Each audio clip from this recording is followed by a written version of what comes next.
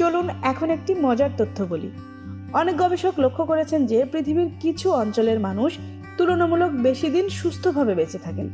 তাদের খাদ্য অভ্যাসে একটি বিষয় প্রায় দেখা যায় যে তারা নিয়মিত মাছ খান।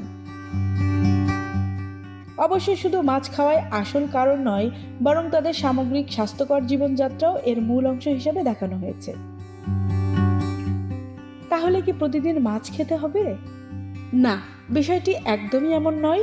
সুস্থ থাকার জন্য প্রতিদিন মাছ খাওয়া বাধ্যতামূলক নয়, তবে নিয়মিত খাদ্য তালিকায় মাছ রাখা ভালো। সপ্তাহে 2 থেকে 3 বার মাছ খাওয়া অনেকের জন্য একটি ভালো অভ্যাস হতে পারে। আর যারা মাছ খেতে একেবারেই পছন্দ করেন না, তারা ডিম, ডাল, বাদাম, দুধ সহ অন্যান্য পুষ্টিকর খাবার খেতে পারেন।